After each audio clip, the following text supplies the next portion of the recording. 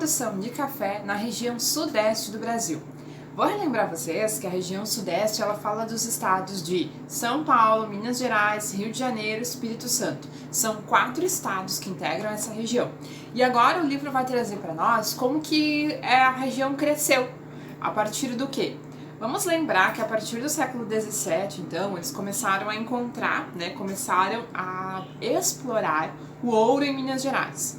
A partir desse momento que o ouro passou a ser explorado no estado de Minas, que por isso leva esse nome, muitas cidades foram se formando, Formaram-se primeiro vilas que se tornaram cidades. Entre essas cidades era necessário haver novos caminhos. Então eles passaram a construir estradas. E essas cidades elas passaram a se movimentar de uma maneira diferente até outras necessidades. Então eles perceberam que a região era muito rica para o cultivo da agricultura de café. Passaram então a cultivar essa planta. O café ele vem da África. Além de ser uma planta originária da África, tornou-se um produto que passou a ser exportado e hoje ainda é exportado para o mundo inteiro. Vamos analisar um pouquinho do mapa no livro de algumas informações bem importantes que vocês devem grifar, ok? No mapa chamado Caminho do Ouro, nós temos ali as diversas vilas e cidades que surgiram naquela época. Então, o que nós vemos? De acordo com a legenda, os pontos de saída são aqui nas igrejinhas, ó. Então, nós temos 4 pontos de saída. Nós temos no Rio de Janeiro, na cidade de Paraty, na cidade de São Paulo e lá em cima, Ouro Preto. São cidades muito importantes, tá? Pontos de saída que eram as principais cidades, que daí eles percorriam para outras.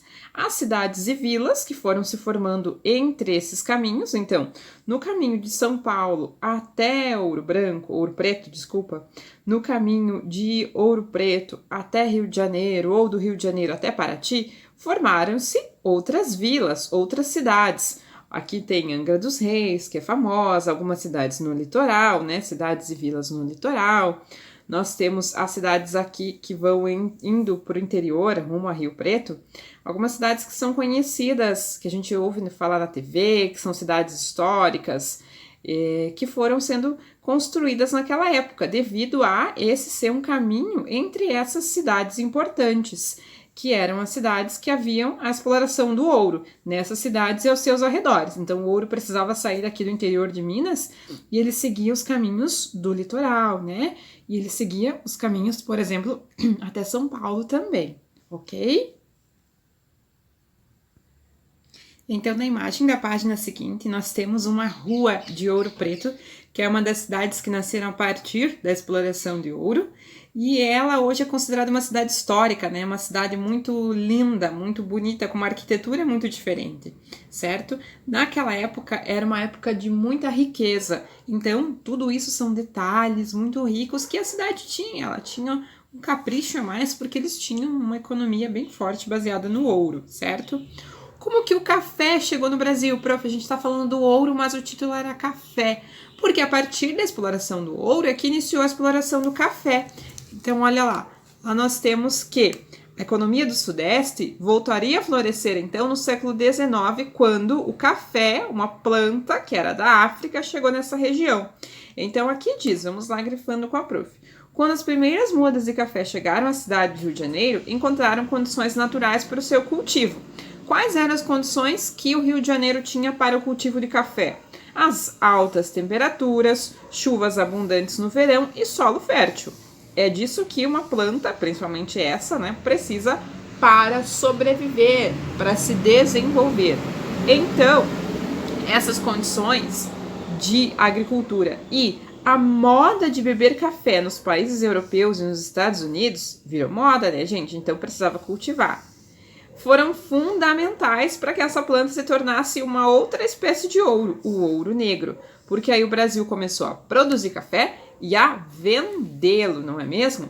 Então, além da expansão das lavouras pelo Vale do Paraíba, que é aquela região ali de São Paulo, no interior de São Paulo e no sul de Minas Gerais, ele foi exportado, gerando riqueza. Então, houve muitas mudanças, na região, em todo o país. Não era mais só o ouro, era também o café, que é esse grãozinho aqui, certo? Aqui diz para que vocês observem essa imagem. É uma imagem daquela época que retrata uma colheita de café, tá? É uma tela pintada por esse artista aqui no ano de 1835. E eles estão aqui fazendo a colheita do café, né? Essas pessoinhas aqui, ó, podem ver que eles são a maioria negros, escravos, né? E eles estão colhendo o café. Então, esse artista que fala sobre ele, ó, que ele era alemão e anotou diversos aspectos do Brasil, né, os costumes, as paisagens e tudo mais, e fez uma coletânea de obras. Aí pede assim, marque com um X a frase que melhor descreve a paisagem retratada nessa obra aqui, pelo Rugendas, que é o nome desse artista que pintou isso daqui. Então, o que nós temos aqui? Poucas árvores altas próximas umas das outras, região típica da floresta amazônica, e ao fundo vemos o rio Amazonas? Será? Dá uma olhadinha nessa paisagem aqui. Será que é lá na Amazônia? Será? Árvores altas próximas uma das outras, evidenciando vegetação típica da Mata Atlântica, entremeada por pés de café. Ao fundo vemos o Morro do Pão de Açúcar, que indica que se trata de uma paisagem do Rio de Janeiro? Não sei, eu não fui ainda ao Rio de Janeiro, mas eu vi uma imagem, aliás, várias imagens, né? E tudo me leva a crer que essa alternativa aqui tem chance, vou deixá-la reservada. Árvores baixas, distantes umas das outras, evidenciando a vegetação típica do sertão, entremeada de pés de café ao fundo e o Morro do Pão de Açúcar, mostrando que... eu sei que é o Morro do Pão de Açúcar, mas não tem nada a ver com o sertão, né, gente? E não tem árvores baixas, tem árvores altas. Então, realmente, vai ser essa alternativa aqui. Ele pede para marcar um X, né? Beleza. Essas atividades aqui de cima são bem tranquilas de responder, né? Eu acredito que só vocês observando que imagens, que atividades que eles estão fazendo, quem que trabalhava nessa cafeicultura, é bem tranquilo, respostas bem completas aqui, tá? Aonde era o Vale do Paraíba, prof? Olha a região aqui, ó, de acordo com o mapa. Oceano Atlântico, Serra do Mar, onde hoje é Rio de Janeiro, onde hoje é São Paulo, né? E era naquela época. E essa região aqui, depois das montanhas do litoral do Rio de Janeiro, chama-se Vale do Paraíba.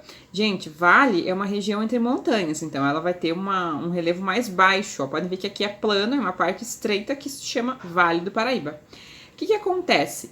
As plantações de café se espalharam nessa região aqui. Só que elas entraram nessa parte aqui do Vale do Paraíba, tá? Porque eles estavam nessa parte aqui de São Paulo, entre São Paulo e Minas, que era mais para cima, Minas, São Paulo, Rio de Janeiro, e aqui tinha o Vale do Paraíba. Então, observem, quando a gente for falar sempre, Vale do Paraíba, você tem que observar que ele é pertinho do Rio de Janeiro. Rio de Janeiro fica no litoral, ele é mais para dentro, é uma região sem montanhas, tá? Gente, o Vale é uma região sem montanhas, mas ele fica entre as montanhas. Então, o Vale do Paraíba ficava entre as montanhas das serras, né? Lá das serras do Rio de Janeiro, das serras de São Paulo. E essa vegetação que tinha lá naquela região era a região da Mata Atlântica, ok? Então, aqui pede para que vocês observem essa gravura e aí descrevam aqui como que era a vegetação daquela época, como que eram as árvores altas, baixas e tudo mais. E...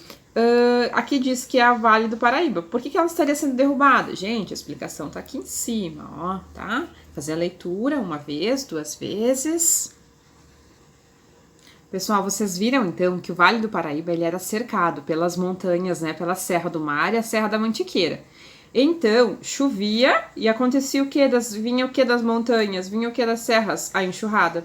E aqui acontecia o assoreamento. O que acontecia aqui? Acúmulo de água, acúmulo de umidade, não é mesmo?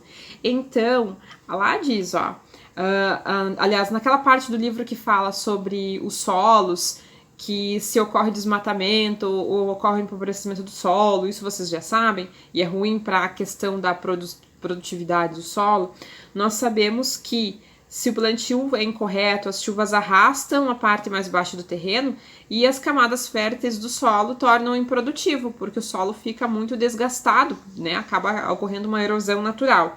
Então, lá no Vale do Paraíba, acontecia assim, o solo ficava desgastado.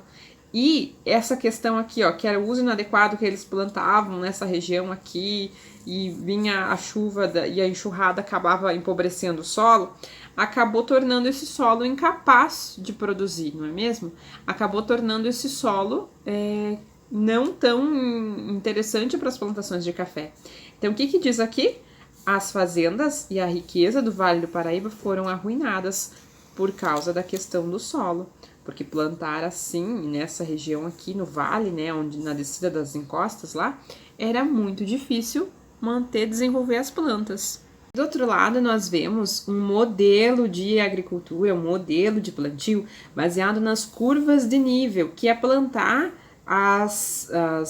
fazer o plantio, né, daquela cultura em curvas e nivelando ele para evitar a erosão, evitar o desgaste do solo. Então aqui diz, ó, tem uma técnica que cria terraços que acompanham a declividade, ou seja, a descida, né, do terreno. As águas das chuvas, ao invés de escorrerem pelas encostas, elas vão penetrando no solo. Por quê? É como se aqui tivesse cada pouco um degrauzinho. E então não vai tendo erosão, porque a enxurrada não vai descendo ladeira abaixo, né? Vai segurando essa umidade, vai segurando essa água e eles vão conseguindo cultivar. Essa é uma técnica de plantio, só que naquela época não havia. Então dificultou muito o plantio de café na região do Vale do Paraíba, certo? Aí nós podemos responder a número 2 com tranquilidade. Depois a prof explicar isso e aí depois vocês tiram as dúvidas comigo. A número 1, né? Atividade 2, a número 1 e a número 2 na 154, ok? Beleza, galera? Beijo, até daqui a pouco.